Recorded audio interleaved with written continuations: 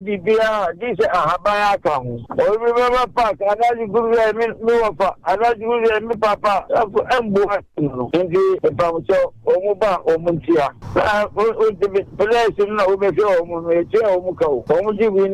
Indiscipline because woman contractors because last year majority of them na Emma Womuko in this Obiana no besa contempt of ade or honor ebema wasa. Ye bibi or wa ufa place sika one to yana within the car Otimiko Status Committee. Say Jesus so Queen Yaho a qua. You heard in a way. And that's Manjamanda. Happiness and those. I do. And Yamin, and Yakupon, Yanti, no, my year, just to only we are here, open Yami Board and Obuano.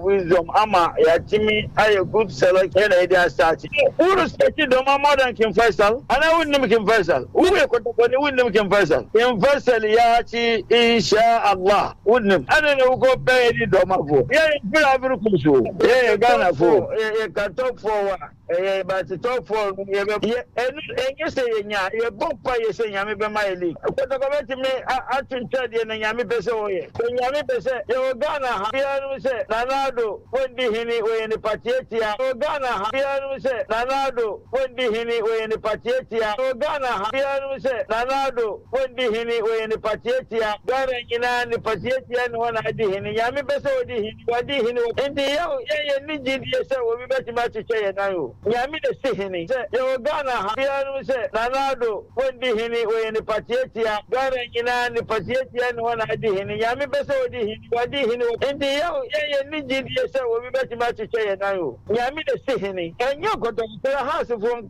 woman to me. You say, Yami, we, or yeah, the amount we in a year was some year amount. Not the first time to meet Kotoko. Yashakotoko 3-1 Ama Kambu. And Debora, who said, what I said, only woman to America. And I want to watch it. And this a minute over some catch. Who here idea you are Kuma? Who my player was Ibrahim, the end who go one see a show. Yamina, Yami, Insha, Wajiparaja, Mamma Jama, enemy say, Ade, Ibrahim, what would you my alone? No, won't be a loose. Ankaya, Okoman Radio, and squashing leak Baku. Coverage leak in Uncle Correlation, one bobby am I. Yanni Chelsea and Gurachi by one bobby. Yalusu. Baha, Midiama, it was 0-0. In there one count. Yasha 3. Inshallah. Okoman Radio, 97.1. First person now, today I sign but out of lines, I be amfa. Media analysis, example, the Mima. Unquadano, no move on, and then Omuna, say, over who see the Montaro Grano of Visa, where we see a mammy Tatuno in Dindi, and then a Bessa will, but then yes, I said, there's over man, how many years in the Okuta, but don't get time on our body, but get some nation born noir. We bet him have a silly for said, Nipa Papa, up a silly Montari. Many years in what in a fee. If it's about and one, Miti radio say, Kotoko, New Jersey, Eddie Otumfo photo. Otumfo is more than that. Se Kotoko Asantifo Nimwa, me catch a woman. Sabi way in crisis a man. Panama catch a king of Ashanti. I don't want to sponsorship in Eddie Omulogo. And I didn't know one with the tune, within the picture. A one or two for only the war now, corner or fairly. Football, anything can happen. Media, I don't support. May I appeal to elders of the Ashanti. No one to ask na yen Thomas supporters, no can change. One who be that way we are say. One who be that, huh? One who be that. Me de me fan a kwambisu any bien me see any bien the no my draws and the only advice on Okoman Radio say me nim be team ben one who say in the world why sir come on what woman ya woman inside Ibrahim what would you my alone no won't be a loose Ankaya Yansan and squashing leak Baku Coverage leak in Uncle Correlation, one will be a my. Oh boy, Yanni Chelsea and Gurachi by one bobby. Oh boy, Yalusu, Yabaha, Midiama, Yebo 0-0. In there one come. Akuffo Radio. To say I was very lucky that night that it all just came together. You know, those words poured out of my Akuffo Radio, mouth, 97.1. and people seem to like them. Taylor, what's he say? It's a really good ball. It's Shabalala. Goal, Bafana! Goal for South Africa. Goal for all Africa. Jabulila, rejoice. Kante, Bakayoko, Alonso, Batshuayi, still, wonderful steal for Chelsea and Conte. As good as it gets on the Continental Road. 93 minutes, and they have beaten the hitherto insuperable Atletico Madrid. Fuchs, rolling for Vardy, onside, Jamie Vardy! History! Leicester's number 9 beats 10 and scores 11 in a row in the Barclays Premier League. And this time, Pep is the boss.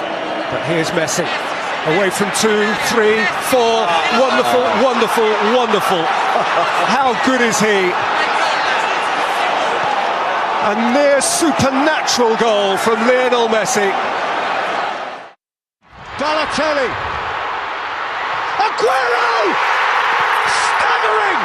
Just staggering!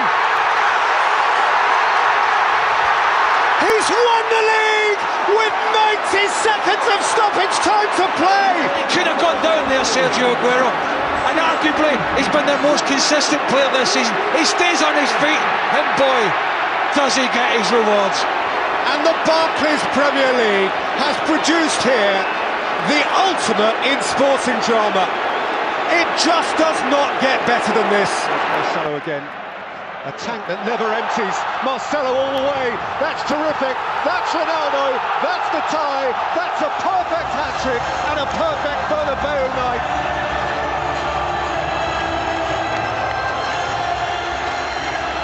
I was just about to say Marcelo. Akuffo Radio. Forgetting that Ronaldo's just scored. Company. Had a look. Had a hit. Oh! Akuffo Radio. That's fantastic.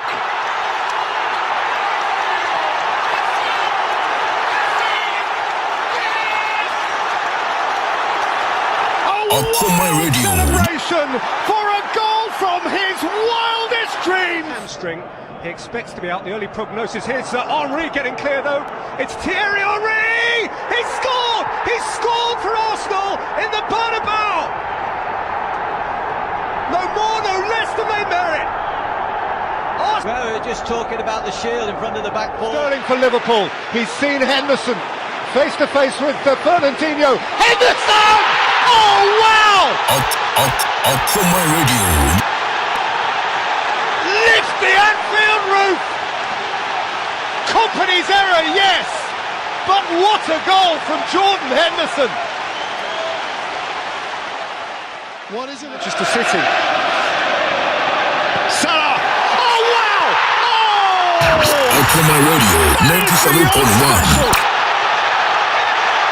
Brilliant!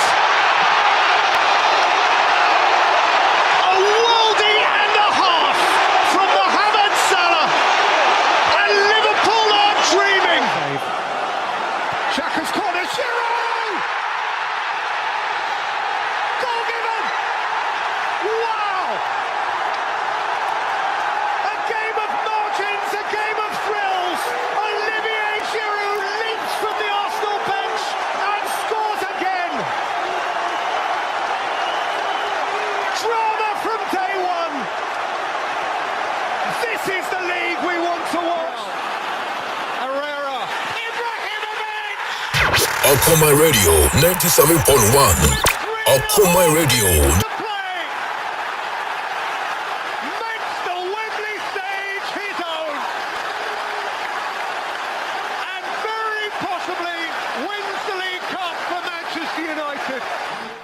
Ozil clips it in. Welbeck! There's your fairy tale! Danny Welbeck back and scoring! Okoman Radio.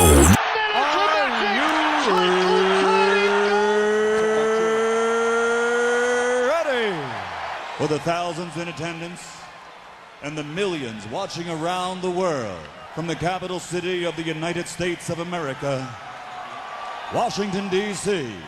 Ladies and gentlemen, let's get ready to rumble!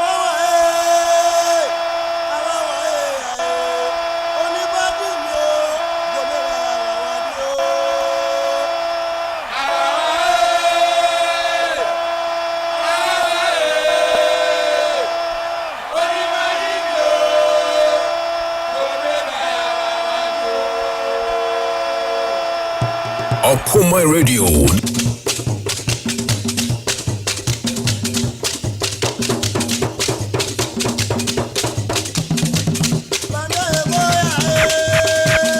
Okoman Radio 97.1.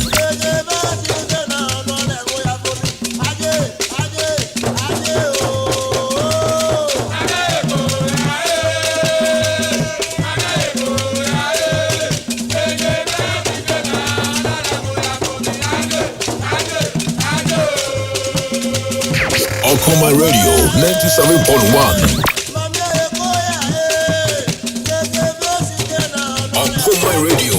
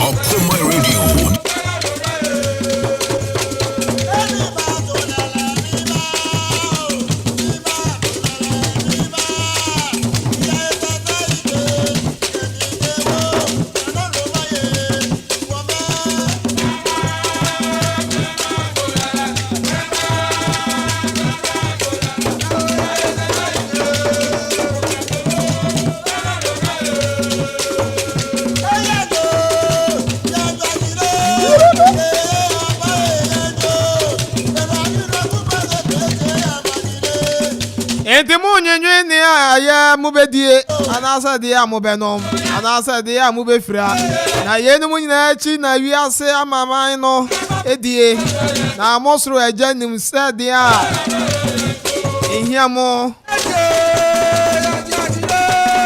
amohwe nyankopon ahini ne tre ne kane ane aka nyina ode beka bo ho anopai mi hye ukran enti ni awbedie ni abenom ni abefra de manwe ho so nyame ahini tre ne kane ane aka nyina ode beka ho anopai ya ma wache mo akwaba aha yo Okoman radio 97.1 emraso say ya trance agudie mu nsamo aye twego ne yede bedan wo amemu hansam nsama huru akoso abibrem ena fe Amanfo nkroso ewa manone nyina yede eba bedan wo efisa say Akuapem sa pram to bre beto de yeti nkongwa so papa mo boni mo se de tie bia yede beba onso hu se de tie to tinwom ni se ya na agudie ma kwanfo no ena fe omo braso se ye kom twa ye ho frede etwibodu a edifru wiem na afe ye promu ye hwe nsam dan so tumi adigo ade ye ma wo krobi asante eke the boss player ana kofi okore ajeman omina ta ejira adwa poku e ho now ena afi executive producer no Mr. KB Facebook YouTube DJ Zigibi na afi Joma omoso bo adwuma DJ Donzi hwe miemi afide na fruma enya di dwumadi na so etumi ade ebre wo midin na the pastoral paradise. The guy with the romantic voice on your radio. And I'll pay me tram the my AK. And in some neighbor, sit bit around the world of sports. I'm on some if you some in Ababa Wakwem. You better come on. And so to me at the Amawa and right the Ghana Premier League Monday 24 midweek edition of and so to me eba so na udwenye mo sentence ni bia na chese anoko ye den pa ni na no ye the results na eba glorious Accra to Fokendret na Accra Sports Stadium and you mre no by 6 p.m. na game na sha se has and Accra Lions and the boy na Greater Accra Derby ebe we no Linda Ntanje Onunya the only goal ever game the Medi Emma Glorious Accra to folk. Emma has 80 Queenim by a goal to nothing. And then Omo Efro papa leg log no so. And ye fetia grow. Ediana Stars and drama also drop a points. Ha Ediana and ye matches by us yensa na bi o magbo idie so na o drop points na anie andra bunu derby ne ba so e wo Brekum Golden City Park Brekum Chelsea any Ojama Aduana FC na de ebo ani e ba wie no na se o match points na fa bi afa 1 point and am de ba ko no so de ma Ghana Football Association for omonje Enti Adriana Stars drop a points and draw. How to folk a winning on my fraba. Accra Lions and draw Monsieur Lusuye. I'm also at your question. You be United that Dreams FC. I am on way to my camera. I'm also winning. I'm also a forever. And then Asante Kotoko Ewa Sports Stadium. I'm on the Royals. Legon Cities Bokono and Ebebo and also Yebewrem ya twetwe ahoma didin komona and so to me dia mawo e wo dwumadi ne we so and that there kasa no nia me ye ni nyina me dini na so to me dia mawo e mam say am di kan tim ni na ta kire anopay and then sama horo ni na no ye de e ba bedan wo star 787 ash star 787 ash Unyendale ya me pacho ye nyan clock to ye PM ne ye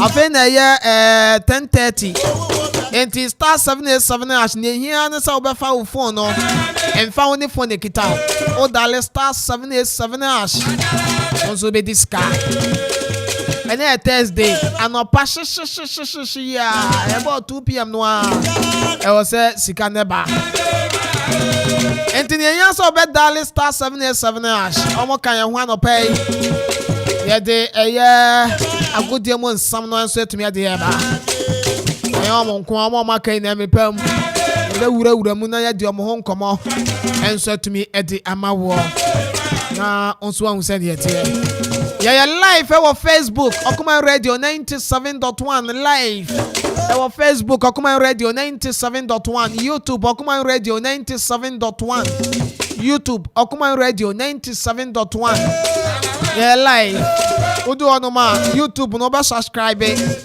na adoma no wa boso kan e beji kontonkon ave aje sa na be un se anytime be e beba no notification na beba na onso un say yes ya benti obe login na onso wa share program no wa filia Facebook ne dia obe like page no na o like page na ne hia ne say wa like o like we are me pa cho drop a comment no fa gu ase ye beje bra kenkan di amount na ye kenkan wi a share so ma wuni na owo achichiri ni menche no onya bi an share enko yi enso ntumi enfa ma program no enti Facebook live Okoman Radio 97.1 na nche be ko Amanfo nkro so nya ko fa ma nsam no enso atumi e di aba na wa hu nkomo no sane no so ete ewo amanone edoso na so yetena sese ya ni esafata no e na bibia ye hye de bra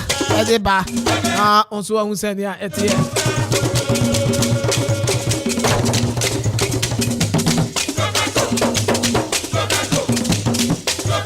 or text message and a WhatsApp line or 0551 667755 0551 667755 051 667755 and then a text message over to me the WhatsApp and so bet me I was happy at the afar you better bread you better can in the ama we mra na be so e be bua homa na tom na also the wadwen kire and so to me at the aba ye no na di djuma no enti Raunia no so mfreni ni amoni ni amane ya semra na so agudie mu nsem Global Sports e wo Okoman Radio no ye de ye ba na fe yakofa ma no nsem enso atumi ye de aba na ye ba enkoma aka wa chire na no ye ba bedi e de ama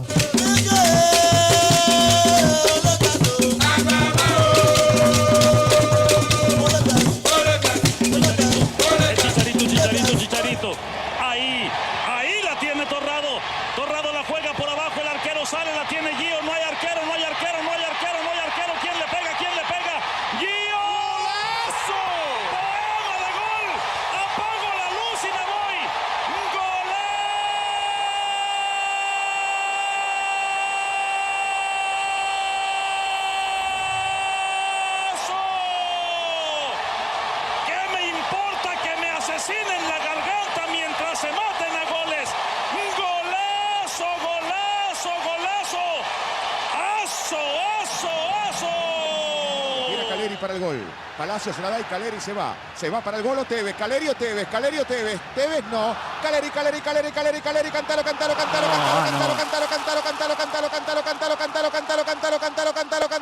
y de Rabona, sí, Diego de Rabona, gol.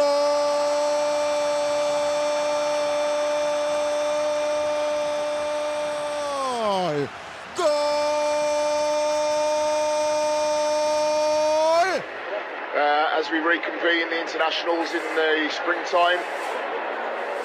Well, palla dentro, Martis, attenzione, ancora palla buona, viene spallato via, Oba, acrobazia, viene gol,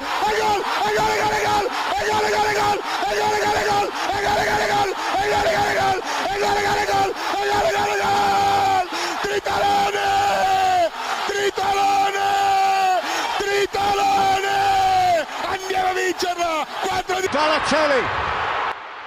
Aguero! Staggering! Just staggering! He He's won the league with 90 seconds of stoppage time to play. He could have gone down there, Sergio Aguero. And arguably, he's been their most consistent player this season. He stays on his feet, and boy, does he get his rewards. And the Barclays Premier League has produced here the ultimate in sporting drama. It just does not get better. Cristiano Ronaldo. Beautiful, beautiful. Something close to genius. He's turned the tie around all by himself. Another Champions League hat-trick for the head of the Real Madrid glitterati, Cristiano Ronaldo. Back. Attack was gone. Over the top again for Dzeko, who's in for Roma and scores! Now then!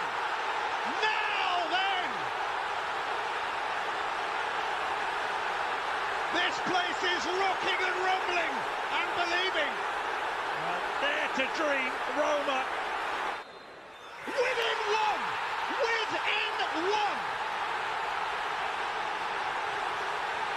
Half an hour and more to play. It could be. It just could be here.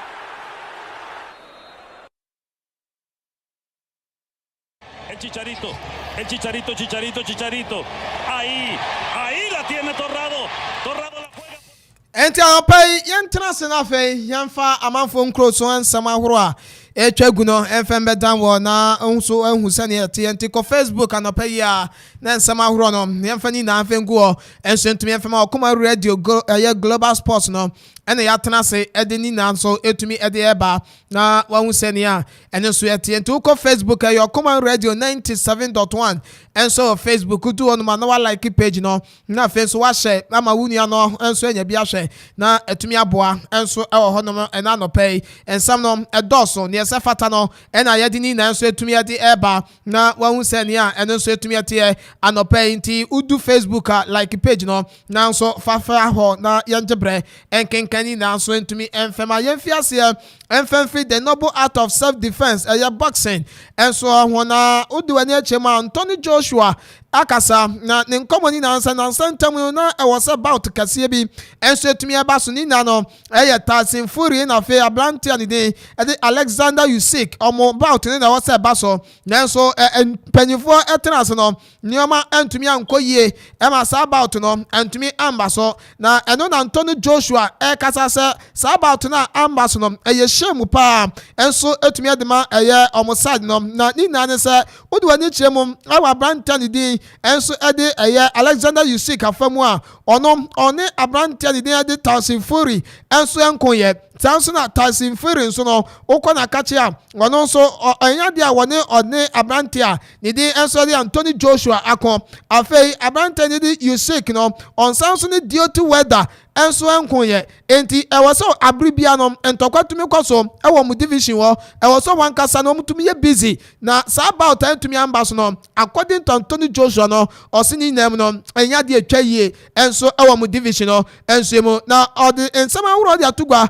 odi so no wankọ na sanei wankọ nkọkọ ntọkọ ahuro enji nkunima njije titles ahuro na enya de obi abe admit say ono nso no oya heavyweight champion enso ewo boxing mu enti ntọkọ ahuro ne de ewo so ono nso jiram no tumi akubi sene be ya obetumi ajije titles ahuro no enso na dachi bi ne se ko ban se weja ntọkọ ako a amanfo be hu ni se ono Anthony Joshua ne modemo enso ya de na etumi akonkan enso boxing mu enya ye ne eba anopay yeti hom enso tumi ade amawo ewo djubede nso na uduwani echemo enso won semfu from dia na just say nei football ena yeba na ewo football mu no yen hase free women's football UEFA Women's Champions League no egusu etwagu a enye fediagro na ndra games ni bi ekwa so Barcelona team no ema no ama progress ewuram ewo semi finals na Arsenal ndra mo so ne Bayern Munich boboko no ema no enso tumi aboye ebe wie na just Arsenal team no ema no achi Bayern Munich ema no asho mo ekanu mienu omo so antumi ante modemo no ɛyɛ adeɛ atumi akɔ soro ɛde yɛma Arsenal women's ɛyɛ team no na sei ɛna ɛteɛ short no Arsenal ɛbɔ 4 ɛna afei Bayern Munich ɛnso Arsenal bɔ 14 ɛna Bayern Munich ɛbɔ 4 shot on target no 8 ɛkɔdema Arsenal ɛna afei 1 pɛ ɛkɔdema Bayern Munich ɛbɔ no ɛna afei ɛba no sɛ possession a Arsenal ɛbɔ 44 ɛyɛ possession ɛna Bayern Munich ɛma no na ɔmo nso ɛbɔ 56 ɛbɔ possession ɛnso ɛwɔ hɔ no mo accurate passes no Arsenal ɛtumi ɛyɛ 298 passes ɛna ɔmo tumi ɛyɛ wɔ game nim ɛna afei Bayern Munich ɛnso ɛyɛ 384 passes ɛnso hɔ corners no ɛyɛ 6 for Arsenal 7 for ɛyɛ bobo kwadidi ɛnso ɛde Bayern Munich ɔmo ma no ɛnso ɛwɔ hɔ no mo na ɛbɛ wie no na sɛ Arsenal ɛna tumi akari day na ɔmo ɛna ɛdi nkunim ɛnso ɛtumi ɛde ɛkɔ ɛwɔ saa game no ɛnso emu na record no na sɛ daha clear ɛnso ɛtumi ɛde ma Arsenal bobo no ɛnso ɛwɔ hɔ no ma wodi wadi akyerɛ ɛnso ɛwɔ Arsenal de a na sɛ wei ɛyɛ ɔmo 7th time a ɔmo so qualify ewura mo ɛwɔ ɛyɛ UEFA Women's Champions League no semi final wei yɛ 7th time a Arsenal bobo no ɛma no ɔmo so ɛtumi qualify ewura mo ɛnso ɛwɔ hɔ no mo na mmom since 2012-2013 na Arsenal ɛma no ɔmo ntumi qualify yɛ ɛnkɔ Champions League semi final ɛndrada ɔmo so ɛtumi abɔ adwuma ɛnso ɛtumi qualify for the first time since 2012-2013 ɔmo so akɔwura ɛwɔ UEFA Champions League ɛma na fam no ɔmo so akɔdi semi final anɔpɛ yɛdi ɛho nkɔmɔ nyina no ɛnso ɛtumi ɛde ɛma wɔ na wɔn sɛ ne TNT ɛno ɛyɛ record no kakra ɛnso ɛtumi ɛde ɛma Arsenal women's ɛyɛ team no ɛwɔ UEFA Champions League Women's Champions League no ɛnso yɛ mo na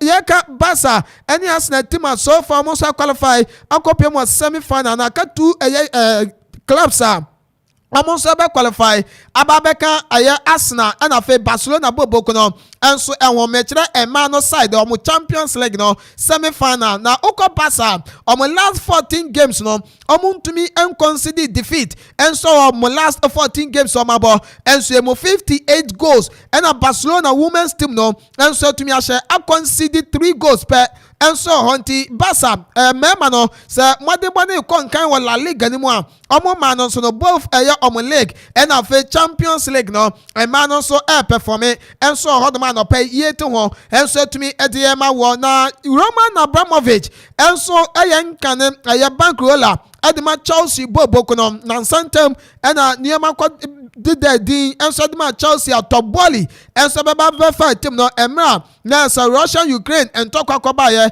na Roman Abramovich ɛde ne ho kɔdwerɛdwerɛ mu na afei mpanyinfoɔ yɛ sɛ saa na ɛteɛ deɛ neɛ yɛ ma wo nyɛ business bi akora ɛwɔ England wɔ UK paa deɛ nyɛ ma wo ntena na wayɛ business nti wɔ club a ne din de Chelsea yɛde yɛn nsa ato so ɛɛtɔn club no ɛnso ɛwɔ UK mmɔnten so atɔ bɔɔli ɛba abɛtɔ yɛ no Roman Abramovich sɛsɛyi ɔne Chelsea bobo kɔ ne bom na mmom reporter ɛɛba ɛnso ne sɛ ɔde wɔn ani akyerɛm ɛnso ɛwɔ Netherlands a Dutch ɛyɛ division ɛyɛ football no ɛnso emu no according to report na sɛ document bi ɛliki na document ɛliki ni na ne sɛ Roman Abramovich ɔno nso ɛwɔ club bi ɛnso wɔ Dutch division no ɛnso emu na club no yɛsɛ wɔ brand no Chelsea B ɛna wa branded club no a sika ɛsɔmbɔ 103 million pounds ɛna papa no ɛnso tumi ɛde akɔkɔgye saa club na ɛyɛ secret ɛyɛ club ɛna ɔno nso no etumi ɛwɔni ɛwɔ Dutch ɛmɔnten so according to report na sɛ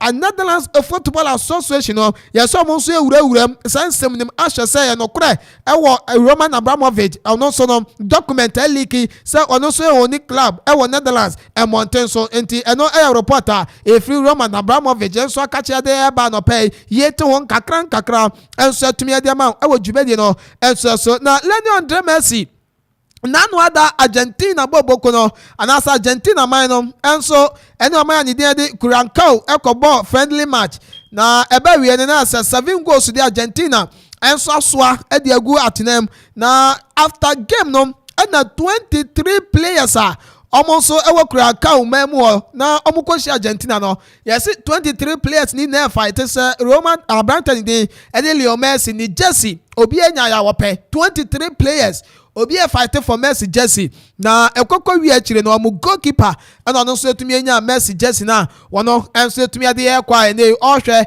etutu niema ahwese niema betumi akọ nkan asese wodi jersey no enso akwasan ni dem anye bia no oni Messi echi abobo ana wasan enso enya Messi jersey a wono so ede kwa akwasan ni dem na afi obi ehun se wono so no oya something ana so oya somebody a anye bia no wakohia Messi pen enso no etumi esi akan eno e report e fro ede eba na odwani echemo ewo ensemfo from Barcelona bobo ko na kache ena ye ko uko Barca team na kache a per report na ne Barca enso e consider as a Pierre-Emerick Aubameyang abrante no ambefa no loan e dey free Chelsea na ono so ba be si akan biem e dey ama Barca bobo ko no mo so mu hia no e wani mo esanse ene oba Barca mo anim ho a e Robert Lewandowski nko a ena ogina Barca anim ho no mo se ko Barca lewa ono so epra obi eni anim obiem Adiyama FC Barcelona bobo no enti omo consider say abrante ni de de Pierre-Emerick Aubameyang omo basia ko Chelsea back no makwa akọfa no na ono so aba besi akan Adiyama Barca bobo no this time around there omo consider say abrante no na say a loan and ono so ebetumi aba abebo Adiyama Barca bobo na no pay ye de ho nkomo de ema wo na uko Real Madrid da mo coach ani dem and so the Carlo Ancelotti and also no de ye there season we ya obefri eye Real Madrid bobo ko na kache ednani akirem ewo baby foforo na no ena huhu eba ede free Madrid akache de ban se Mauricio Pochettino former Tottenham Hotspur coach ena fe Paris Saint-Germain head coach no omno ena omo consider se ko ban se Carlo Ancelotti enso eko na se omo pe coach bi Arsenal nine ewo Real Madrid de a eni omo kwa kofa Mauricio Pochettino de naba no no so ba be replace eye Carlo Ancelotti enso ewo Real Madrid bobo ko no enso akache eno ya reporter if you ede ba no pay yetu ho kakra ede ma na Luis Enrique ena wadin komo Enrique say national teams do no after say o free Spain adwuma no enso yemu no national teams do na aba say omrambe coachi omo national teams no enso ntumi enfam omo na mom sa first ni na wonye ngintu mu ye na oso person experience the English Premier League no enso kakra enti Luis Enrique confirm say onya EPO na obeba no oba be coachi enso ho na se pa de ye nim club obekọ nemom club na no bombom mu se obeba na fe oba be coach no ye Chelsea bobo kono nia coach ni dey enso de Grand Porter eye no na se ni man shedan ko sa enfema Grand Porter enti Chelsea team no and likely se coach Luis Enrique ono so beba na oba be yadwuma enso tumi ediama bobo kona according to report no papa na confirm se person gain experience and so we English Premiership no enso yemo senior coaches akase no Jose Mourinho enso abaye Carlo Ancelotti no enso ye senior Pep Guardiola enso guso ye e Manchester City no Thomas Tuchel no mu na aba fa coaches akase e na aba fa enso e we English Premiership ni and so no so ye coach kase a wono so coach FC Barcelona de o winning trophies dodo na wakọ coach Spain national team no o hwe nim say EPO no so that bia no ono so benya feeling ni bi enso ewo na kache eno ye nsama coach Luis Enrique enso de eba anopa yete won enso atumi de ma ewo ho na Xavi Hernandez eno mo so consider so be extending no contract de ma Barca bobo ko no Xavi Barcelona e hwe nim say omo so e be extend contract ne de ma no te say modern no ya de e konkan after say ofuri mom e Champions League ni Europa League no say ye ba eye La Liga ni mu dia Barcelona team no e modern no ya de e konkan ti Barca bobo ko no e consider as Xavi omoso e be extending the contract enso tumi de ma no akoso esi akan e de ma ye akoso abadwuma as head coach e de ma bobo kwani din enso ede eye Barcelona eno eye nkoma efu ade e ba no pay yetu won enso tumi de ma wo na Okoman Manchester City team no enso akachi a player of the month of a match no akom e de ma Brantony de e de Erling Braut Haaland ono ene koye e de ma no na afiye mo odwani achiremu a na se Manchester City 2022-2023 player of the month awards no na se senate August no ekodema Erling Haaland oni no nyaye osamba no September and after October Manuel Akanji November Julian Alvarez enso agye December nim ekọ de ma Riyad Mahrez January Riyad Mahrez esangie ena February nim Jack Grealish enso benya ya match Erling Haaland asen agye nti ono nko ano waje empensa enso ohodoma still ne modemo eya de etumi ekọ nkan ade ya ma bobo kwanide enso ede Manchester City no eya nkoma efu enso etumi ade ya ba no pa yegu so etin kongwa so ede Amanfo nkro so nsam enso etumi ade ama wo na onso wa hu senia enso etumi ate enso ohodoma yama Africa kakra African Cup of Nations qualified games no and draw 2 games eba so na Mauritania sheba kuma DR Congo enso sheba kwa fe Rwanda enso sheba kum Benin enso sheba kunti sa 2 games no and andre tumi eba so they say yedini na asi enso hodoma obi e kwa kwatwen omo last 2 games ebesen akoso nyame aduma June and no so no na say yebesen return enso asen aba beto aso ewo African Cup of Nations qualified games no enso yemo na Manchester United team no akachi David De Gea according to report Free United eba enso ni say David De Gea Manchester team na person stay no see akan enso edema Manchester United boboko no De Gea nan kasa so person extending the contract edema United boboko nemom ya say ni aka ne salary ho nsam eno mo ehwe edi ho enkomo say abrantie no sika wo beje bosome afe anasa na watwe ewo Man U no ebekwa kwesi sei eno ene nkoma say United team no ene abrante David De Gea enso edia na say bibia toto ye dia obe extending the contract edema Manchester United boboko no akwaso a enso adago edema Man United a anopenso yete won enso tumi edema ye ka United won sam no abrante ni de enso de Sabesa of free Bayern Munich ene ba Man U all loan edema United boboko January winter transfer window nim ena wabaye na ene yase Thomas Tuchel papa na sa onje Sabesa endi ewo ye Bayern team no enso emunti o consider say onyaya obema Bayern Munich enso aton abrante no e de free boboko no enso akache enti se koba ne sade a ene no sime Manchester United atadwen o mate dene abrante no o metumi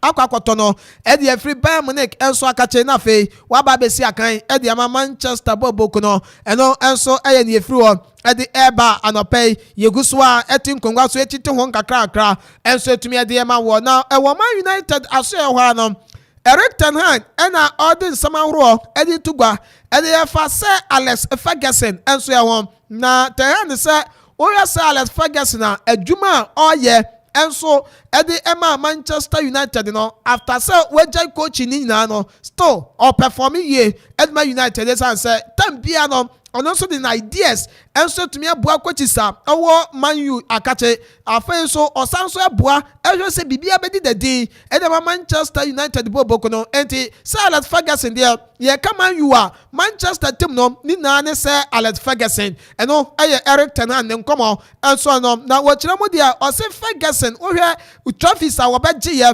adiyama Manchester team no na ohwe adwumaden a oye ye winning mentality a otumi agya ye enso United team ni mu na papa no oja legacy kese enti oye coach bia na modemo adiyama Manchester United team no na wasoro enti coach bia ba obahwe se adwuma se Alex Ferguson ye no ono so bekoso ato aso sa amanuoma atumi akonkan enso atumi adiyama Manchester United boboko enti Eric Ten Hag head coach Edma Man United ono so in some kakro de tugwa e de fa se Alex Ferguson enso ehwo eno no anopay yeguso e de ehwo nsem enso etumi e de ma wo na ukon Napoli aso ya Korea ni abrante ni de Kim Min-jae ono Manchester United team no ehwehwe no se obaba besi akan e de ma boboko no na yesi de Liverpool enso de omoagim ese abrante de Kim Min-jae Omra no so emesi akan enfema Liverpool boboko United and Liverpool na no omo pre enso ewo aye Napoli abrante a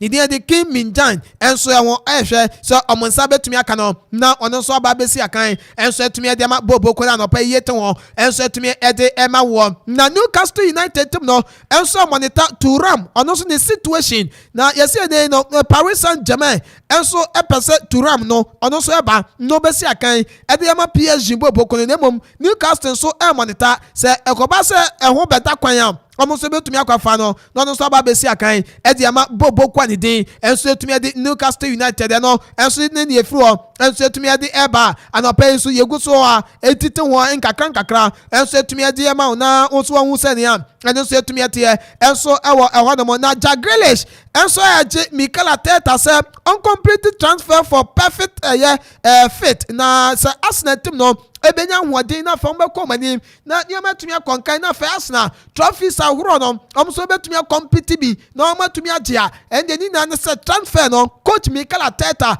onso betumi compete bi no aye perfect transfer ende ama Arsenal boboko no no sama Jack Wilshere wono aye former player ende ma Arsenal boboko no onso aka anopa yegu so enso ete ho ade ema wo na uko Bayern Munich Julian Nagelsmann ono no yedi kan kan so oma pam no e dey free team no akache ama say coach and the Thomas Tuchel ena ye adwuma enso tumi de ma Bayern Munich boboko no na eno na Matthias de Ligt ono e kasa say onye okwanya Bayern for fa so e pamu Julian Nagelsmann na nyoma nshada nko yesa esan say league na nkasa na Bayern ebo e wo Germany no Bundesliga no omuto sumie no afa German Cup omo quarter final Champions League omo quarter final enti as a coach no die biem and I wan say ye oya league no na omuto sumie ni na mademano wosoro o da chibia no betumi ayiro mo ho ekrampo asen aba beje afa mo wo Champions League omo German Cup mo but ni na mu no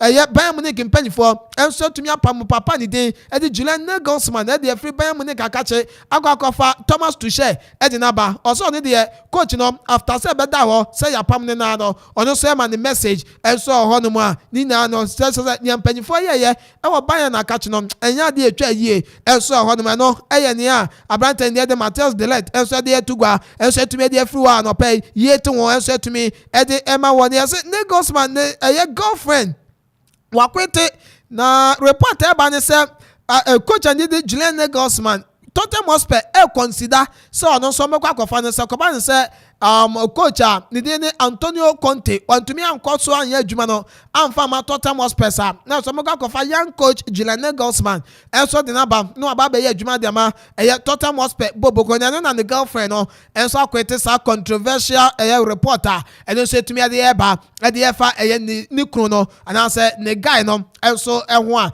anopa yete ho enso etumi ede ema we ho abusia nsam na edoso bebre wa mo no ne mom yan hwe na fe yensi fam ne fensi na yembra fie emfa nkoma horo no efembre ndra Ghana Premier League no medikan aka ho asam enso etumi ade ama enti yemra na fe yemamefa eho nkomo nyina no enso entumi emfa ema wo na fe wonso wahun senia enso etumi etie enso ewo no monti ye ba bewuram na yakwa kofa Ghana Premier League enso etumi ede aba na kotoko ebebo enne endra hato folk enso etumi edi enkonim enso ewo ho entini na mu no ye wuram na fe yakofa eho nkomo enso etumi deba na mom ye fa ha enso aba ye ba ne yakenya no enso edi be wuram asanso etumi edi amawo. El Chicharito. Ahí la tiene Torrado la juega por abajo, el arquero sale, la tiene Gio, no hay arquero. ¿Quién le pega? Gio.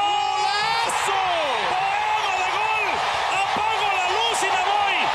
¡Golazo!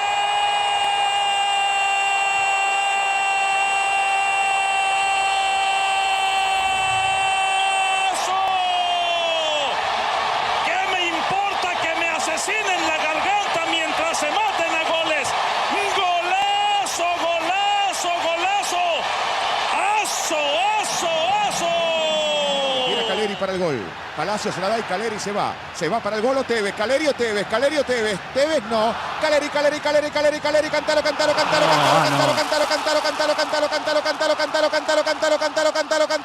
y de Rabona. Sí, Diego de Rabona. Gol. Abuja yemfa Ghana Premier League match day 24 fixtures and draw etumi akoso matches no se nesi ekwe no enso etumi afento anim na hu sania enso etumi atie na mom say enetie bet power Ghana Premier League games midweek edition and akoso Kimfensa 3 Kerala United enso 2 Heart of Oak 1, Accra Lions 0, Brekum Chelsea 1, Ediana Stars 1, Tamale Cities 2, Inso Atreman enso 1 FC Samatex 2 Kotoku Royals 1 Bechem United 1 Dreams FC 0 Midiama ni bibia no Gold Stars game no first half and they with goalless name second half na ntumi antoa so ensuo branem etoye enso watakwa Akon Park enti enyade a game no etumi atoa so na nopa ena omotoa second 45 minutes no enso eso nyame aduma ene 2 games eba so Legon Cities enso ebeshia Asante Kotoko 3 p.m. ewa Wax Sports Stadium na fe Tamale Aliu Mahama Sports Stadium no bobo kwanide enso ede RTU enso ene Accra Great Olympics enso ebebo eno 6:45 p.m. ena sa game no enso ebeba so after match day 24 and the 2 games ebeba so no say ena league table no me no ka say etie Aduana Stars etikan over 41 points Bechem United enso to so emienu omo 40 points Heart of Oak abeto so miensa 38 points Accra Lions etoso 9 38 points Midiama etoso enum 37 points Gold Stars etoso eye insia omo enso ewo eye 35 points afei Asante Kotoko ono ewe game na obebo osanso outstanding game back on otoso enso our 34 points Brekum Chelsea etoso nwotwe 34 points FC Samatex etoso enkron omo 33 points and afei Dreams FC enso etoso edu 30 points enso Atraman tosu du back 30 points Karela United tosu du mienu 12 our 29 points RTU bebo game and otoso 13 29 points Tamale Cities tosu 14 28 points Kinfensa abetosu 15 omo eda 20 omo 28 points afe relegation zone Olympics ewo game and obebo ono etosu 16 28 points Legon Cities tosu 17 ono so bebo game and our 27 points and afe Atimodan Kotoku Royals omo etosu 18 na omo enso 20 points Kotoku okwa away a enye ye emfa kete this season ni 20 points our one our 1 point per our away into home we winning 19 points Kotoku Royals performance away enye omo dase wa 20 points minus 15 goals in the kita Kotoku Royals enso 18 position top scoring chart no say that here Mezak every year will Brekum Chelsea washe 12 goals egwatinem Hafiz Konkoni Bechem United 10 goals Abbas Samari Accra Lions 9 goals Samson Eduku Tamale Cities our 9 goals Abednego Tete Ensu Gold Stars 8 goals Andy Kumi Francis Ewo Kotoku Royals 8 goals Richard Ziko Ewo Kotoku Royals 8 goals Steven Mukwala Kotoko 8 goals Isakuka RTU 7 goals Ajenim Boatin Mensa Dreams FC 6 goals Brighter J Adriana 5 goals Sefas Mante Bechem 5 goals Ibrahim La Gold Stars also 5 goals Isaac Mensa Tamale Cities 5 goals Kwesi Donsu Midiama also our 5 goals and pay yetu one and so to me adiama wanyami aduma next fixtures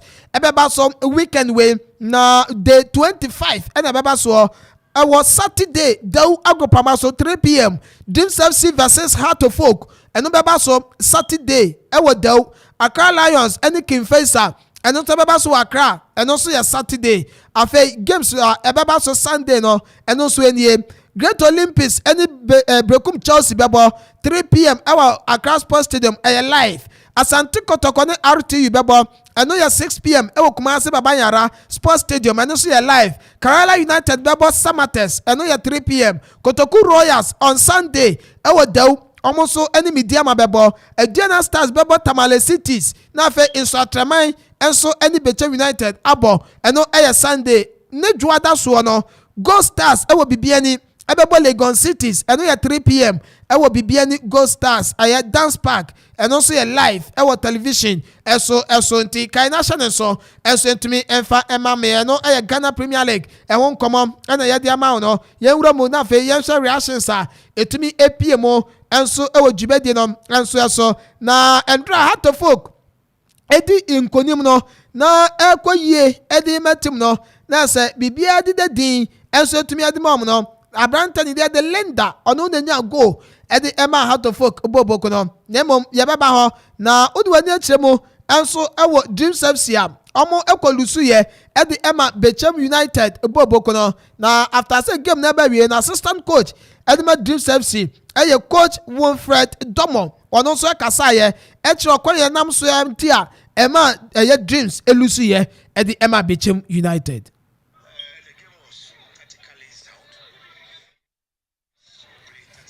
Yasha sa yensabeka coach Wilfred Domo ono so ne voice no na fe enkomo no yatumi edidini na enso tumi edi ama wa no pay ewo dwumadi no enso so na mom na say Dreams ekokodi yentwo ewo sa game a omuso ebo ye no enso emu adanka obi enim so omukoyi die ebekoyie kakra enso tumi edi ama omo na enso amfa ama Dreams FC boboko no enso ewo Bechem Agropama so a Bechem United enso tumi enya sa victory no enso tumi edi yekoye enso honoma nioma tumi akon kan papa enso tumi edi ema eye boboko anidin enso edi Bechem Dreams FC antumi ankoyie enso antumi amfa ama omo enso honoma yenkotie coach Wilfred Domo no assistant coach edi ema Dreams FC.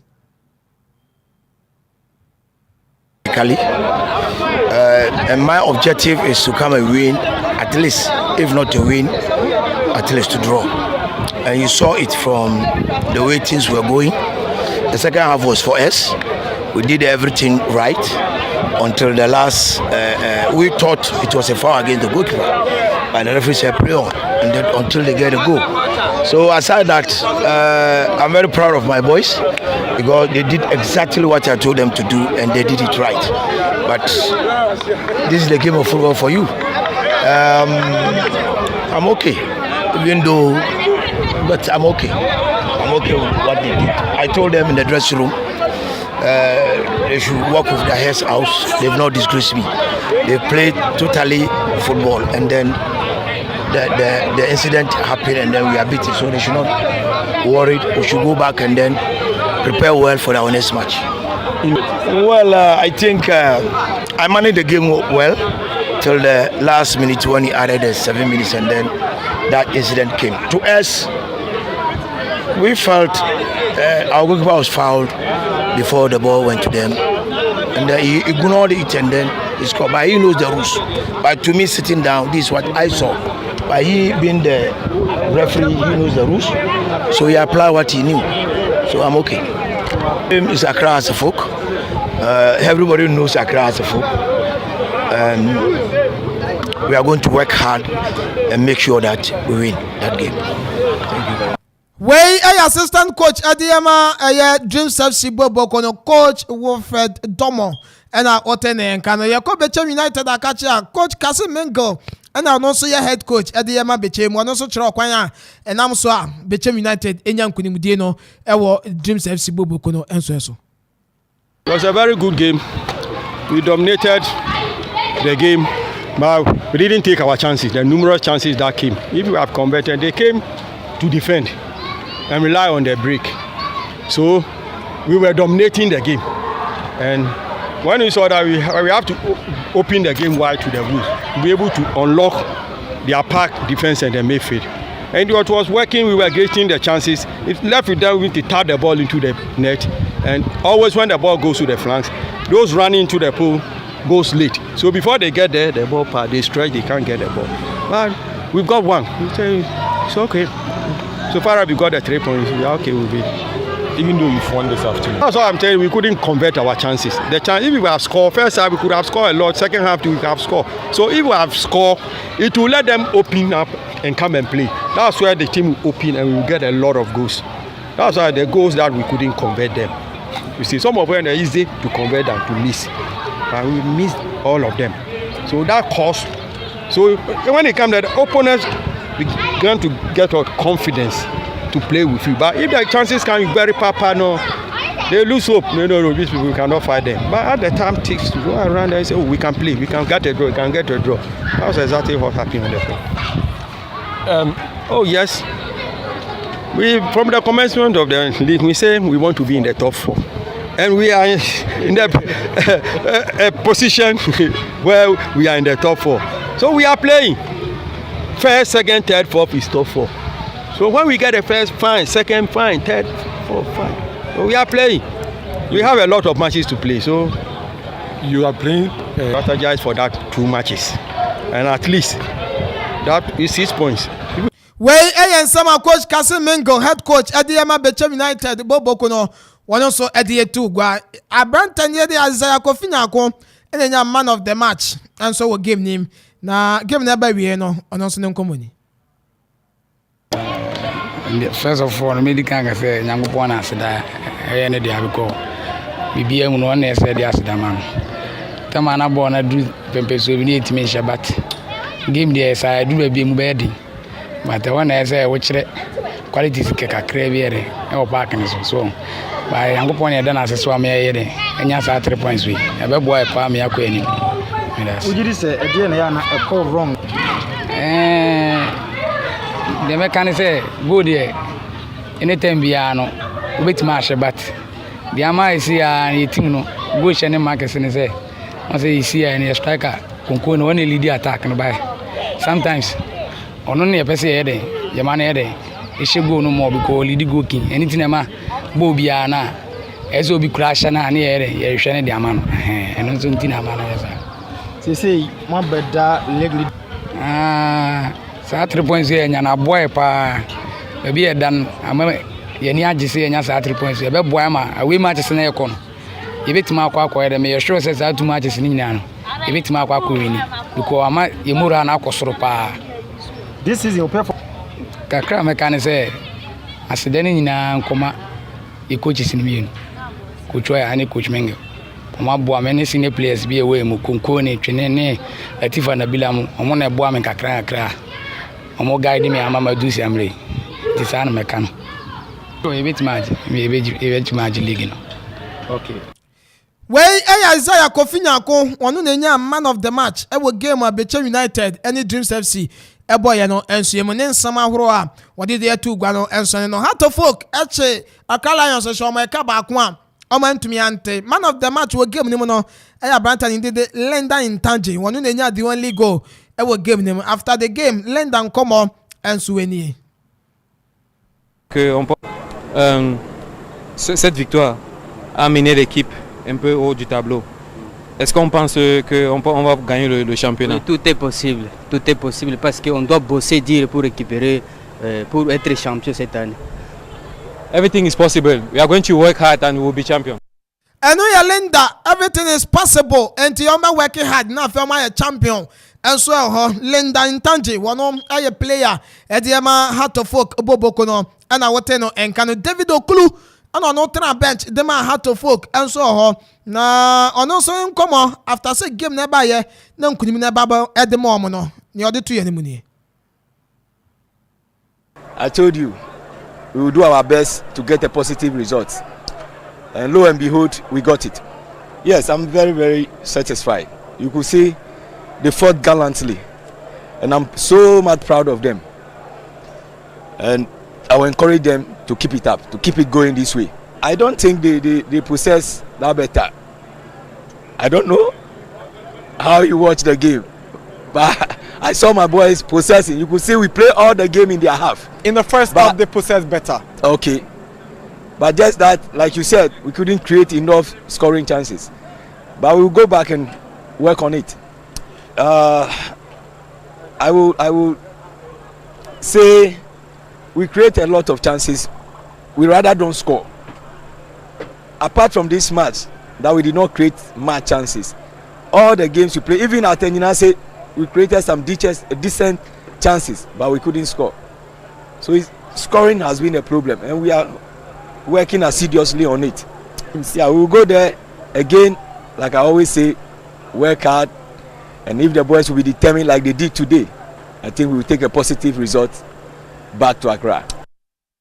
Well, David Okru, coach at the Emma Heart of Folk Bobokono, and our tenant and James Francis, and also Accra Lions head coach, and Rawa giving him now giving a baby, and also common. The first 35 minutes of the first half, I thought we did fantastically well in terms of keeping possession, we had one really good chance with David Adura's header. Overall, very pleased with the performance. Obviously the result is disappointing, but we've got 2 days to prepare for King Faisal, so we'll go back and we'll prepare.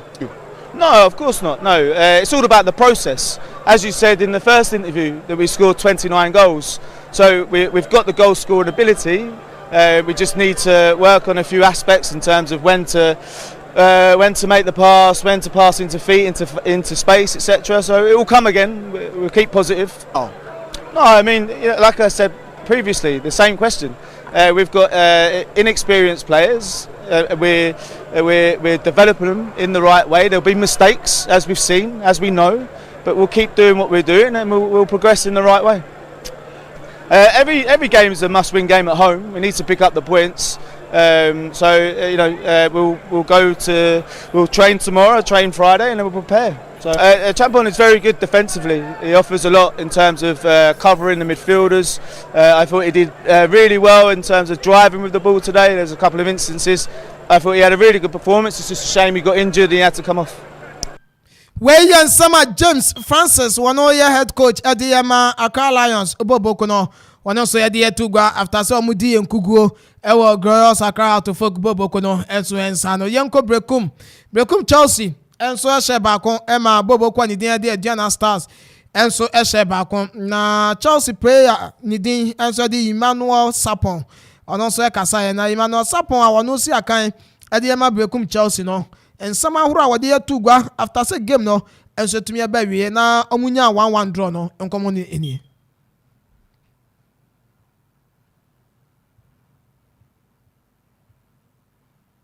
Megan is very, very painful to pick 1 point at home. No? Very painful. I remember said last time I said draw na ya bon against Adriana I got draw na say lose. It's unfortunate, but football it do happen. Sometimes it happen. It's either over winning and also over draw now over lose. Until yes, you be brave free in the game. Then you will share your next games. Say they be against Olympics. We need to work hard and then go for victory. Where and someone Abrante and the Emmanuel Sapon, one of your player. At the Emma Brekum Chelsea Bobokono, or there to go. You didn't want some of the Emma was Samuel Fori Owusu, and so assistant coach at the Chelsea Bobokono, and also after the game, and come out the jar in some trophy. The fans, in a game, 90 minutes is either you win, draw, or win. We came here to win, but looking at the first match that we played last week, you saw what happened. It happens in a game. So after the opponent, they've got the one goal. We have to come back, and we did our best. We came back. It's part of it. How can you equalize and then take your chances? That's what we did. And today it happened the same thing. But we are happy with what we saw. We will go home, sit down, and then analyze everything with the players. We come back in the next game victorious. And also, assistant coach at the Emma Brekum Chelsea, Bobokono, and also Wate Nenka, and so on Samuel Fori Owusu, or any and Samahua, and also the Atugua, and pay yet at the Emma on some Bebre, and so fear, and so Namona Bella Ajo Baha, now feel by Jumanubi, and so Hapa, and at the Ameno one, Yakonisa, na Akoye. And so to me, the Amaya na MTN FA Cup no, and also games ahuro idea ebeba so empanifo matches no matches ne kama date any bibia and so to me ba na odu ene chemu dia kotoko out of folk omu na atiada ya mutu enya dia omo so ewo hobie na afes fixtures no any date no ma menhwe na afa menfento wanim na also hu sania MTN FA Cup no and so to me come at the FA Friday 7th April 2023 our Theatre of Dreams 3 p.m.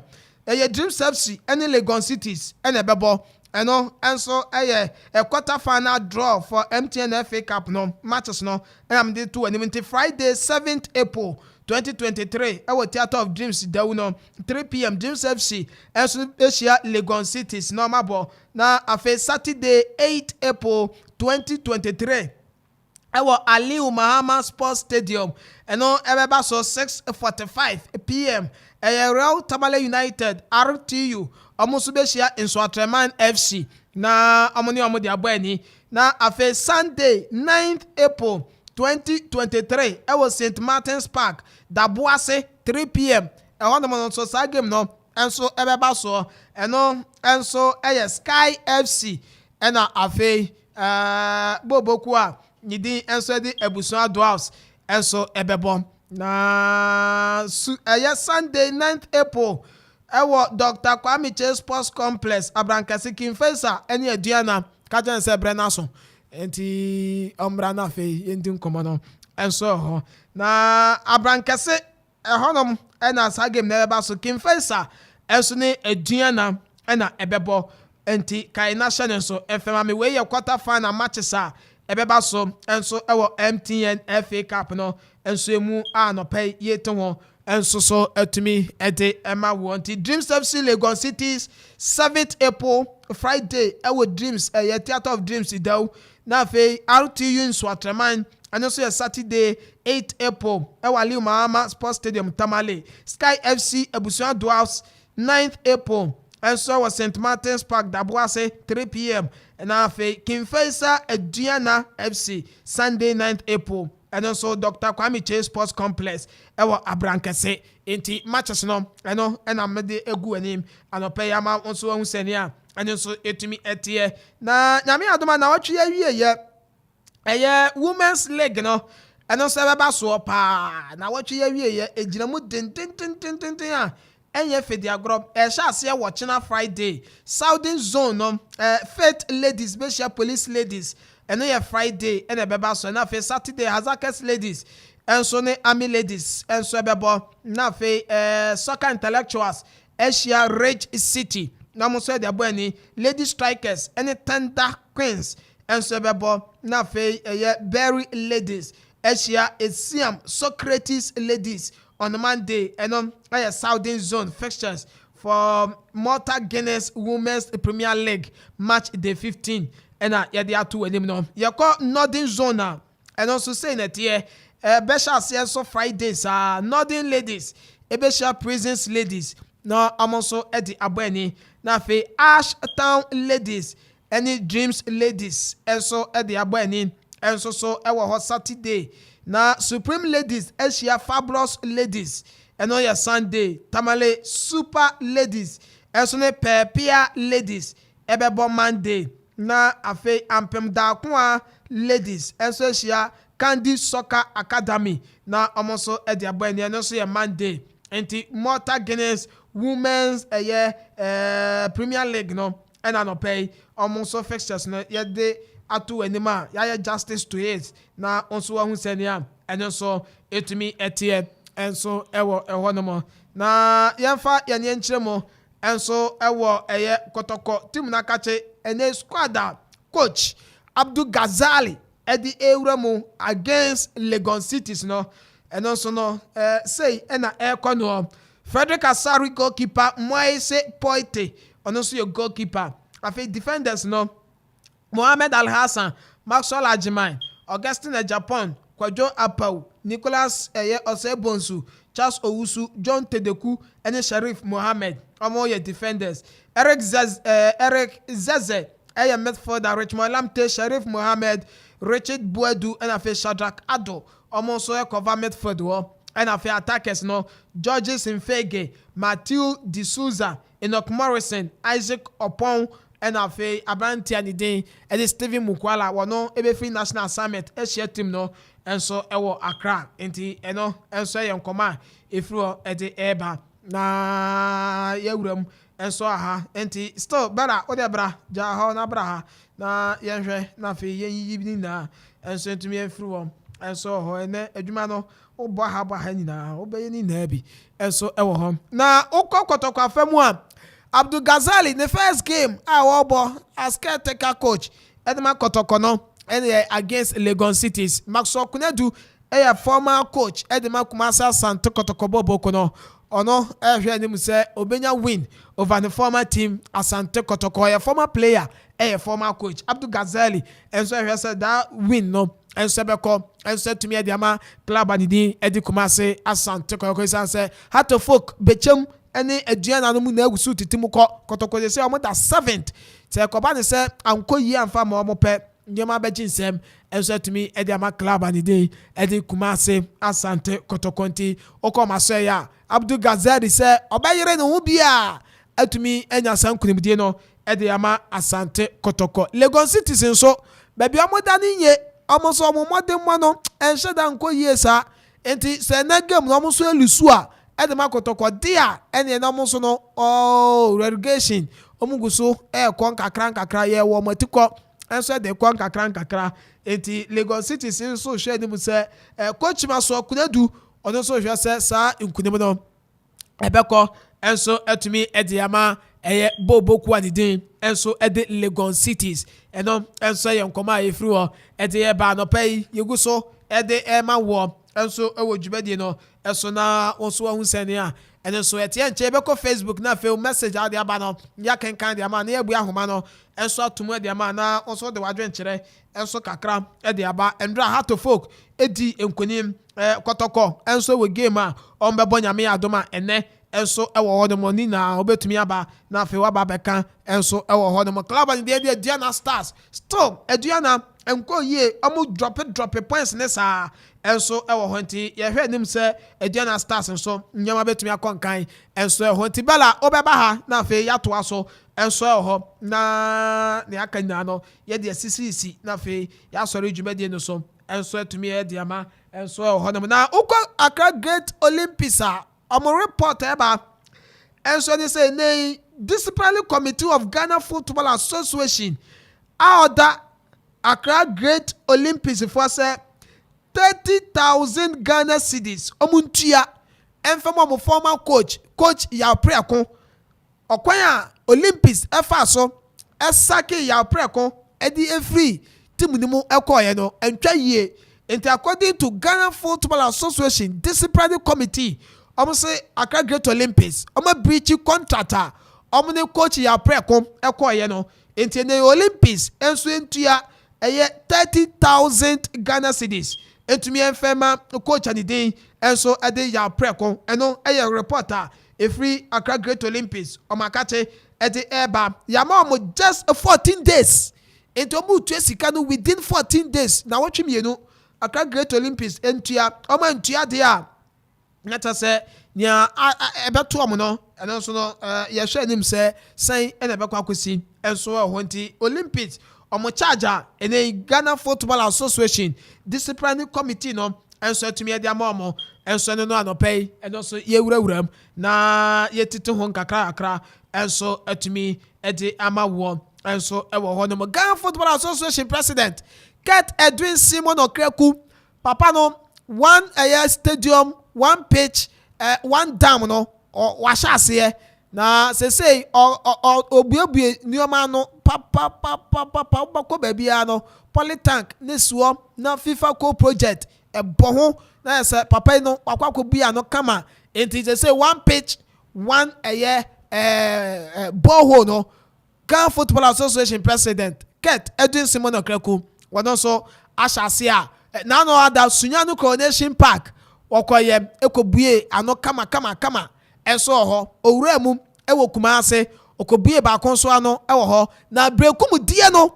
ena ho abasam brekum die no enho abasam pa na ochina ye be hya ase ewura mu adi san kom no na yesi brekum die ne de papa no kobue ye no MP a owo brekum so asore wo se wono enya de a wo be prenne aprenchina ewo sa de na Ket Edwin Simon Okreku GFA president akobua no se ono ne project no enya de a obepren san se ono MP no ana waya project no ewo brekum ono no ma brekum fu sika emo di 2 boho enso ewo pitch no so enti se wakwata polytank abesi so na ode abeba wo se FIFA co project na se oso ono na waya enya de a obepren ne apene tina enti bebia wabuebua no nyina no Sunyanu Coronation Park eho asama ho Kumasi de na no ade okoye asamo ma ho na mo brekum de ne de abusuya asam kase na da ho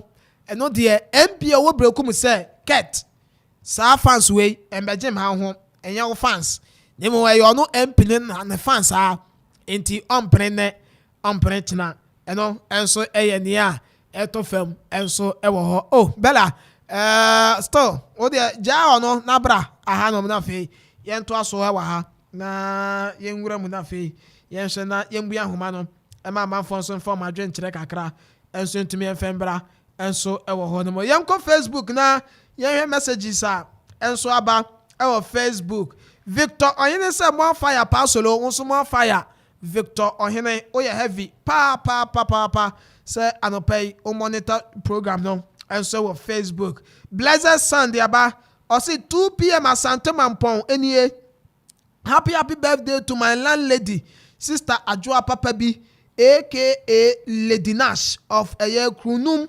Kwapra Kumasi. Lady Nash, enjoy your day 2 p.m. Asante Mampong. Okay, inti also happy birthday and confirm Sister Akuffo bi Lady Nash. Baby I will be 2 p.m. Asante Mampong say and then happy special birthday and send to me and come and fema we heavy pa ewa baby also will be anti anopay that's in some nom eguso ya bobo and send to me the ba boaje knock on so sa me sham de den ewa baby ameso me wo enti eguso etwagu Facebook okwa obetumi drop a comment no and so ho na fe and some ahoro no yeso ye de ato aso a and so to me the man chemebu ahoma no de atum na ode wadwen kire enso etumi ediaba na fe ya hwesene a enso etumi etie enso ewo honti oye jano na wo we so mo mame wo we so e mame na fe yenhwe no na yenyi ono emfemfru na fe adwenkira no enche mabia ahoma na atum na wode enso etumi ediaba na ansa na no na mabia ahoma no mame tackle issue we enwo hia Akuapem ade sesei ye hwese yen sports no ebetumi akon kan kama enso ewa Akuapem ha sei na stadium anasa picture Amanfo betu so akan da bia ye ka ebi nkoso ebi ni so ba ku sei okwa briwa ye wo Ozo Academy ewa briw Ozo Academy omu briw na Ozo Academy baby omu si o makan baby omu ye training omu ni baby atim no si akan omu ni baby omu ye training eye baby kitwe bia omayi ena omu so mu ye training wo sa pitch there enya dia eno so no omu obi na ode ma yankwa homa no so na me nkodi nkomo we enso mfamfiri wo na memra mbeto aso enso ntumi mfema many vice president of Pokopan Tertiary UEW ena edin nkomo coordinator for NCC Eastern Region Gatuso ena ADM nkomo ewa homa so Gatu temenka mema wa chema wa kwaba de ba Okoman radio so wa pasolo mi jo suminia apomo unyame adom boko na nso ba de adom me so me hu ye pa kotoko bibia boko okona na egusu kokko ye nim nyame adom na mu jino ko ano ewo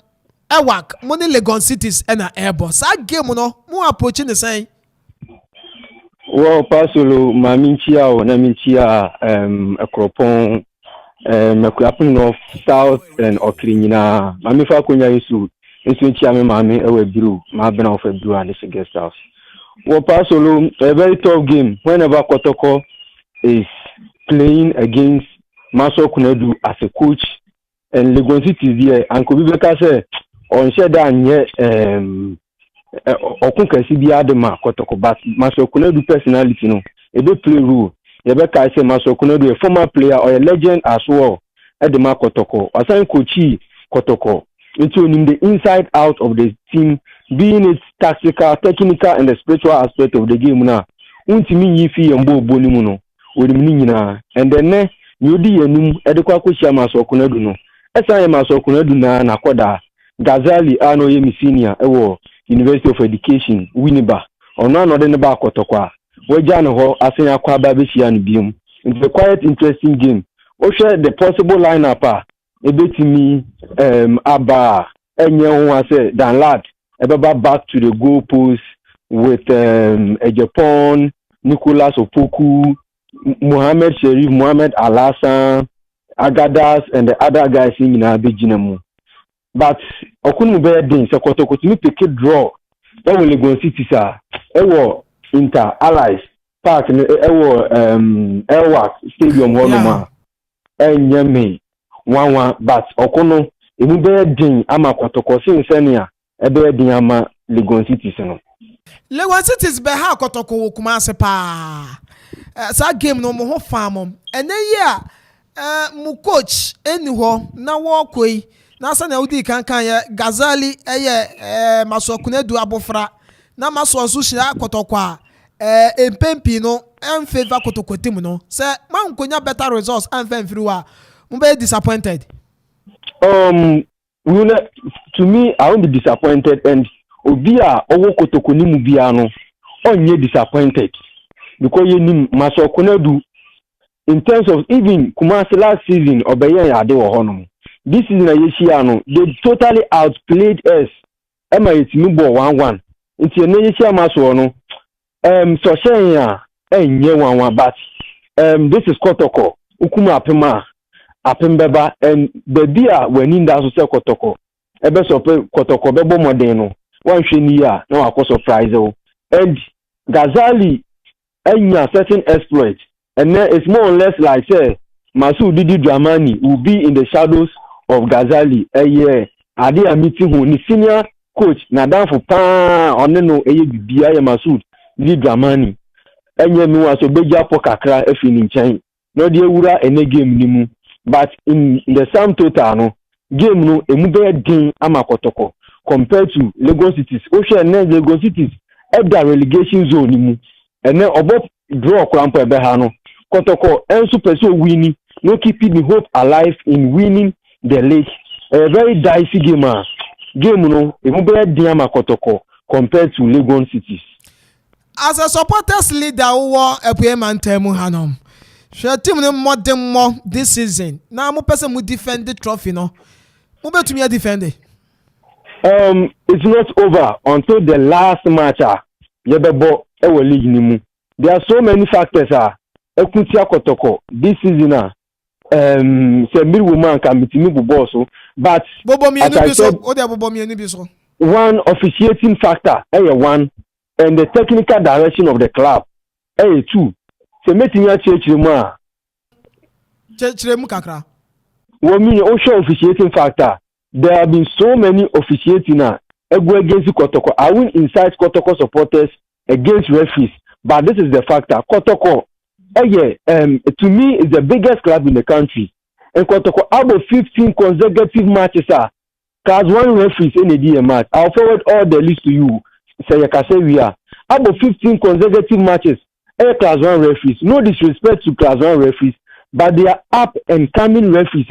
One, they have no integrity to protect, and two, we have FIFA referees because of CAF matches and as a CAF appointment they protect their integrity and they do well when officiating grade A matches, which Kotoko match be over bono and grade A or grade B. A better one as a body corporate Okoman no be Okoman legal task will be no Okoman be Akuffo serve lawyer afena oba young friend ba aso young friend ba krampo ye. They will go in for lawyer or astute and answer what you ye. So if FIFA referees are there, why appointing class 1 referees to officiate Kotoko matches? There have been 7 clear matches I could see say there is total blunder, errors, being it deliberate or errors, it's up to the referees and appointment committee and God alone who can explain it to us. Okay, this current Mediama match clear offside. Referee Angie, me Kase Nuntina and Modimbo, Akuffo any of one factor. And again, the appointment of coach Seydou Zebu. I was one particular person, I was consistent, say, this coach will never help Kotoko. As a coach, you take in the technical, the tactical direction of the club, technically you need to improve the players, and tactically you need to counter opponents and win matches. So technically, if Kotoko players' performance are down, you cannot blame supporters, you cannot blame management, but you blame the coach. Yenshe Ogum and the players of Obama Ogum. We also Imoro, we also Ganiyu, we also Mudasiru, Sharif Mtege and Mbela. Only import from Cameroon, only Borgana League Nibida. The coach find some way or improving these players technically, but and then you cannot tell me one single player of Kotoko Abeka in modern bono. Akona Nimbe. Apart from Nicolas Opoko, I conversing other left back and as Zebunu, there is no improvement from the Kotoko players from the goalkeeping, the midfield to attacking front.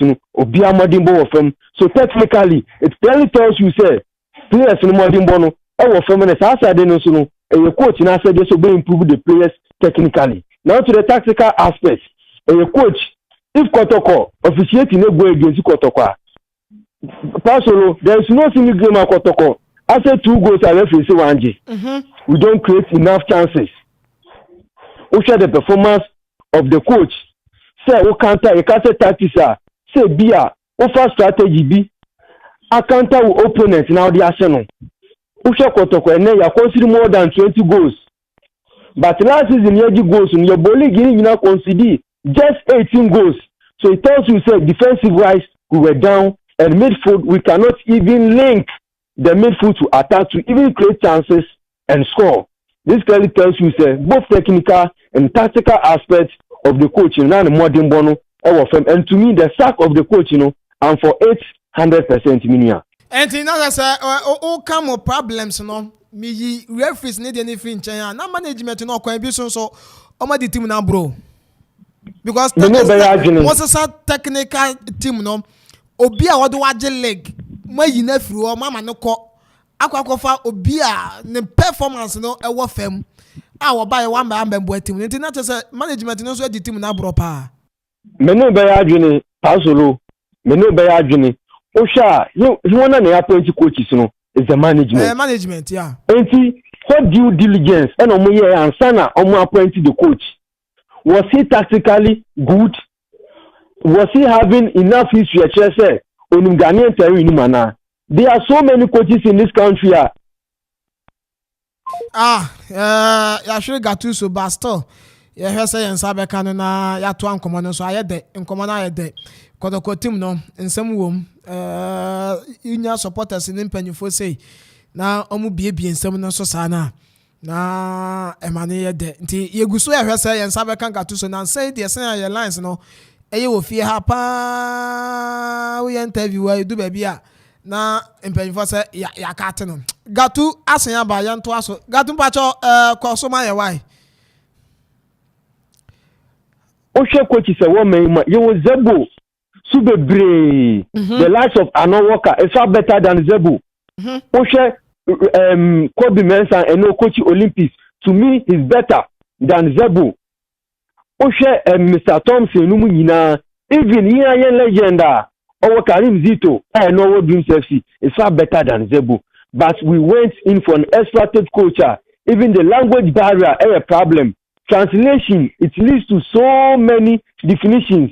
Say Menoka say, Mekasa ko in your translation, you can make it a bra. Where do you bro honomo? So if the coach cannot communicate directly to the players for them to understand whatever the coach is saying, it's a big problem. And then no Kotoko. It's me no say the management this time they failed in appointing the coach and the departure of Ogum and the management in idea nebesi enye bibia na ebetimi aka bat na o say supporters no elbecho mumia eye deni akrati fomi enu awade se oba na ko school na be ma no so ko school sa awade nunua eye deni papa obia ye no so nim so de wanu beto form na hwe Akropong ana se bru man temuma akrati fo ye teachers ana se educators no obehwe sebe na yire no onton do kono ya odidwa on pe problem bia enko ye se me no kwa akonya problem bi Meka said there also the near spelling see one to say yes spelling see. If you be bia no person me fan say fie o pass mbie wo fie no. O ya lawyer ba to be hwe na na yire container man so ntena no. O mpɛ ne yonko lawyer bia na fe ya bedi asem wo fie da bi. But Kotoko went in for a coach, he knows better. Or a doctor, and Chibiampo or Gusian, the qualification, and you're a professor. Ocean and I am concerned. This Kotoko management, they are elite in Ghana football. Omunima good anymore. It is our idea, no Dugu, and Ogum, Ankasatina, Sama, ball league, no, no, Yami. Because our idea, both of them think say they know better. Okay. It's Tijuana and a Babeco to the Amano Yonko, Naya some Sebe. Okay, very well. I will honor na asemo, but we are Kotoko, send your Melkona supporters no say coach Ben Pan among here no team. Well, in Menkaze Bobby, but the type of coach here supporters no more person will lead the Kotoko team. No, Osha Kotoko traditionally, coach no modern ball and the style of play no. Eye pleasing. Meka eye pleasing a coach and ball bono. Fair, flowing football. Evenly distribution of the ball from defense midfield to attack. Now also Kotoko swinging the passes together. Now supporters ball some no mudi ye sana Kotoko nepe. Obeshe Drago Lugarosic. Yakofa ne baye. Kotoko was getting results by now ball ne bono. And yefe. And then you see your supporters pamu fi training grounds are not that second on the league table. But Ogum and ya pamu bat. So the supporters love Ogum because of the style of play. Kotoko supporters, these are supporters. They've seen two African best players, Abdul Razak, Malik Jabel, Nomu, Opoku Tinumu in football. It's Kotoko, Epe Bola, AFS. So what the supporters need, a coach and born the bono. After the Barca-like or the Madrid type of footballer, both they will be swinging their passes together. Ubi Abepe Sobeko Stadium, Akoshe Timuno. Okay. Yanya ntia se team no any coach Akwesi Apia ADN komo sa asam no krebe ne wo unia mempentem emuaten yede officially club no ebe communicate ejama public as to coach on be appoint no but enkomo bi sa ekoso Akwesi Apia, I can tell you say from the background he's helping Kotoko in terms of player recruitment. He's part of the team. The only difference, they say officially, only position there with him, but he's a legend and he's even the chairman of Kotoko Legends. And the supporters know Obama ni beje say Oba be lead the Kotoko team no. Kotoko has never turned their back to their legends. Obesho Kurumha, team old players and some legends no. Kotoko number one. The supporters leadership and the supporters as well Obiabe rally behind Coach Akwesi Apia in case in penny for eton staff friend so meboa na mo ni so any coach about obeboa mo wo yesi eja na kire bantia enye se oba na ne modern born eso ani a obia ebeboa and on record Obokotoko win 6 league trophies nti e kire wo se league ni je no e bon won ho and your coach was your coach e Sudan wa coach the senior national team to the Black Stars and o hwe ni pedigree se kromu ha ye ka say coaches no ye bo roko na modern bo so ani a minimum no se Akwesi Apia in terms of history, statistics and numbers obi eni ho bro no so kromu ha. Okay, mi jawa ma wako twa wetia emame between Coach Samuel Buadu CK Akono, David Duncan, and Akwesi Apia. To you, as a supporter leader, no, why now you know Kotoko say? And you mungina afeni Akwesi Apia minia. And to Akwesi Apia now here no. And you mungina afeni Akwesi Apia. Meka some based on the numbers and as a data. Coach even the World Cup alone stands tall. And when we say Coach Samuel Buadu, Aji League and Wasanya the FA Cup at the Ama has of folk, but experience-wise, in terms of playing in Africa, the modern bono and so Akwesi Apia, Coach CK Akono, Eba Kotoko the Obeji NC tournament, Emma and San Diego Africa group stage for the first time in so many years, for more than a decade. You team could do group stage or the could do one no more, but the other coaches in there is no room to write about Minia. Okay, Gatuso, yada say no pay any obra when ya Ediamo Okoman radio ne native any ashafo ehwe and so Facebook na yada say no pay before fra ye be say aba na di inkomo. Wominia medasi yipa na mesenchia me ame mame of maabena adeshe ewe brew Akuapem. Okay, yeah that's it. Gatuso and I yakwa humano so I no ADM come on your coordinator the ma Eastern Region NCC ewo Kumasi Asante kwa kacha vice president of a Okoman tertiary UEW and Oteno and Kase watch the same and so to me Eddie Amaye and so Habusia some radio ye bia humana to mo so betumi afra ba mu bi na wo de wadwen kire and so to me the about 0551667755 0551667755 ubetumi the adwen kire and so to me the about kotoko game on bebo against Legon Cities and Heart of Folk and so di nkunim nyina no ye ka ho ensem and so e wo Hadiana Stars igusu drop ya no mo drop points and so ewo ahasenti ubetumi e de odi aba 0551667755 0551667755 na ni amanugu so American se uko everywhere eye boboku a Amanfo first call away ewa hello good morning. Good morning. Me ba cho din baby akase free ya friend follow me friend kokoati me ba cho peja oneso kakrama e no daddy okay. Na me boda no kasa ni na me sano. Wa tire ball ni papa. Me bobo papa. Me bobo follow we Akuapem yani. Okay. Okay. Abi ba pe mo nse adu mo fa ne bobo wa adu. Yeni nse yembra damboche ogusu ye ejima no. Ye na IFFF ya mompanko onye nonka ya mufana wo bobo tisi anu so abia ne ate kuma me kati ya director ki mina mbebo ni ewe ni kamadan man wo kuma ate ya that's pa also betumi afre abamu bi 0551667755 0551667755 nkoma ye din na betumi edo de aba yes honorable Dambotwe eboa ozo academy de mawura mu adi nkoma kakra report e kire kura an se wa momuska se omumfoko enko register for division 2 ewe Eastern Region but honorable asem no kura de da ho anu aka kire unia se si apa ozo academy e register for division 2 a ba bia mbebo mu home matches no omuni daw agropamano eye dreams FC se ye beka se dreams dia and so ozo academy kwa akoba omekwa korente ometue sika ena dreams boni games wo ho Kotoku Royals nso boni games enso wo ho enti afi na omo so be schedule omo time atumi dia ma omo no ma hwe day a ebetumi efavor omo a ozo academy bekwa akobo ne ball enso wo ho ena according to nhwemu kakra no sa omuso mu ko bebe foforo kwa kwesi akan ya ni titiru eya pitches a ewo around akura eye Akropong hanom a ye mfa ma wom so mu nsi so akan ento mu ebre ebru park no ona bo yesra o yenimu se mo ye ho adwuma de bat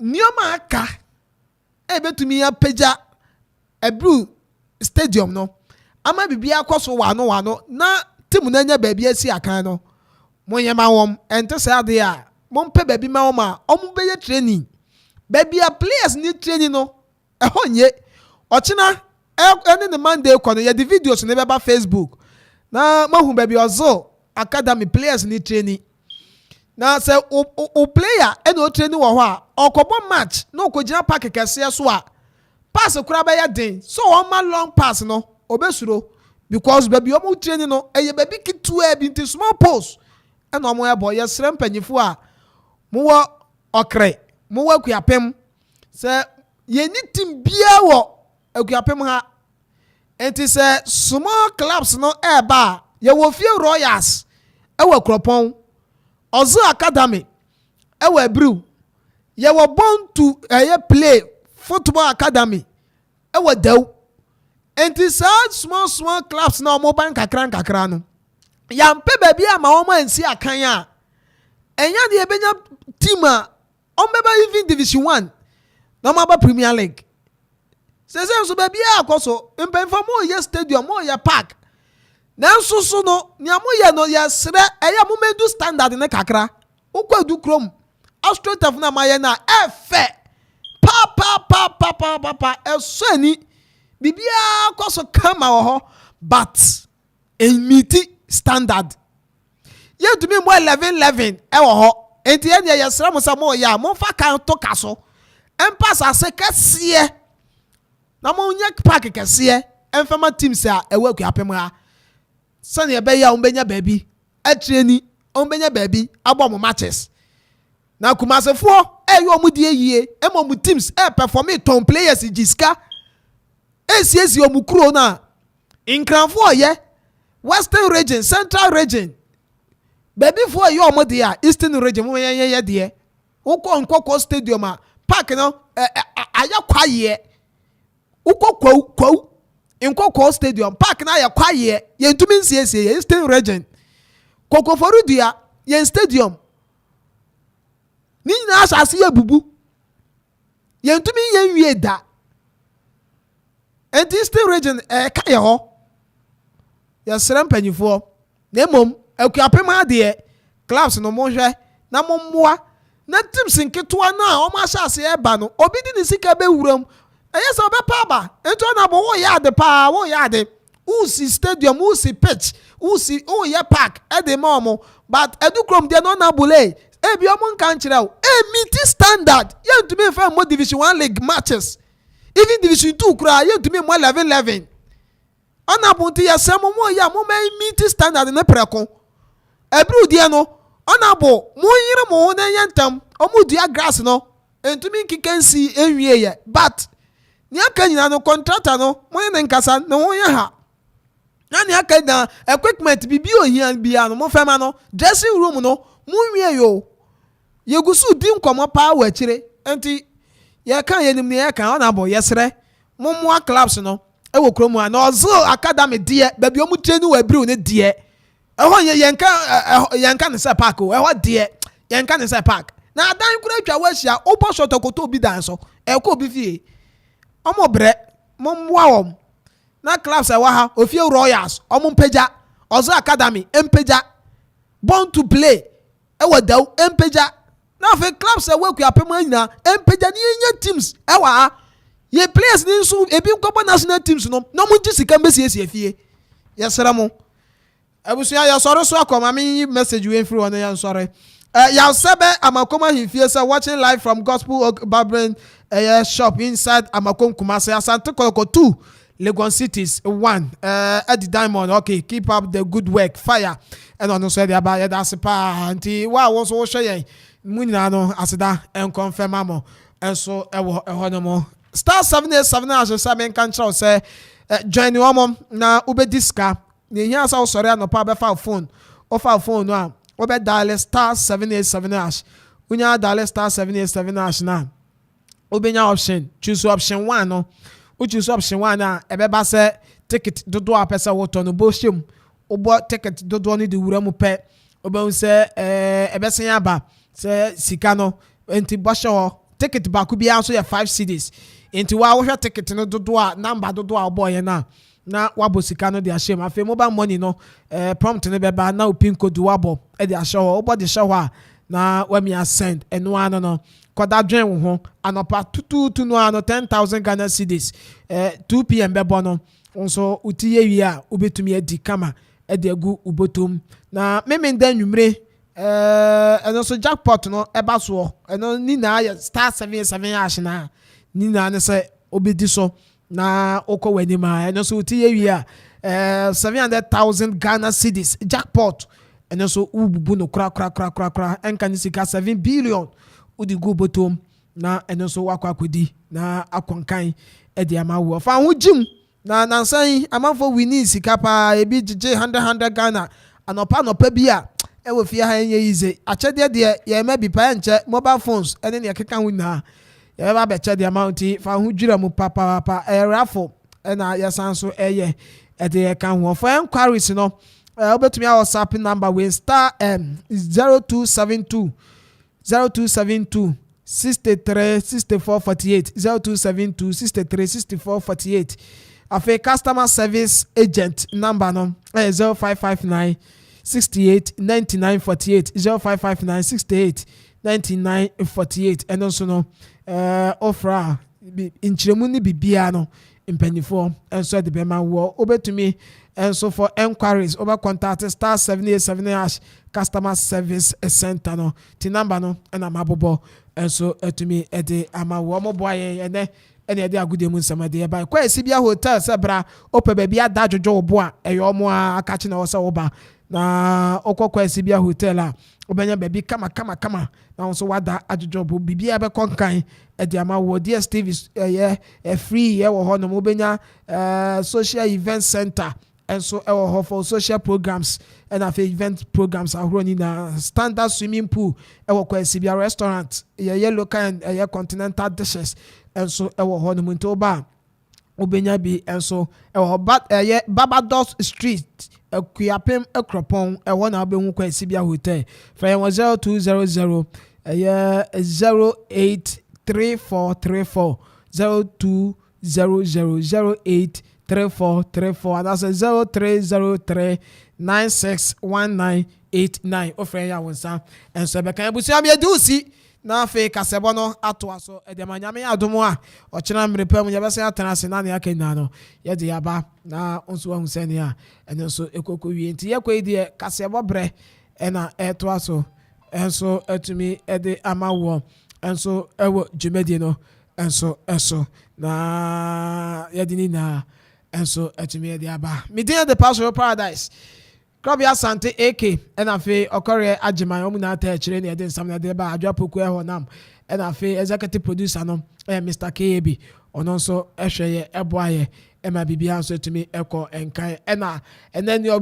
trap production no Bella ono nso ye adwuma pa Bella bo adwuma trap production kama osanso ehwe Facebook wo oni Ziggy and John Mark omu na ehwe Facebook wo ema bibia enso etumi eko nkan enso ewo no monti ni na no ade etumi eko so enso honti ye domu na DJ Donzi enso ebo adwuma enso ewo Master Mo security or duty on also share yet to two near Makama ema bibia enso etumi aba so me did the paradise the guy with the romantic voice on your radio ye ko na fe kasebo no ato aso ye hwe omo mai nti omoba yadini na beba na fe onso wahusania etie enso ehoti yakwa news up next Debbie with the guy ama transport minister for a press conference was